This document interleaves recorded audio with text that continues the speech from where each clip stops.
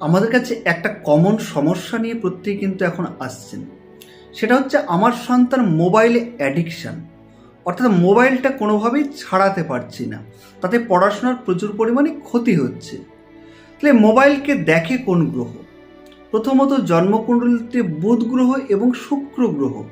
এই বুধ গ্রহ এবং শুক্র গ্রহ যদি আপনার ডিস্টার্ব থেকে থাকে, তাহলে কিন্তু বা অভ্যাসগত যে আমাদের আছে ভাব রয়েছে, ষষ্ঠ ভাব যদি আপনার কোনো রকম কানেক্টিভিটি থাকে, তাহলে কিন্তু এই অ্যাডিকশান কিন্তু আপনার বৃদ্ধি হবে।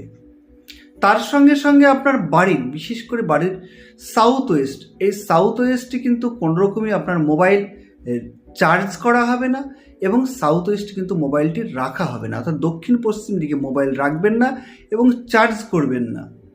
তাহলে কিন্তু আপনার মোবাইল অ্যাডিকশানটা অনেকটা কম থাকবে এবং তার সঙ্গে সঙ্গে আপনার বাবা মা এবং সন্তানের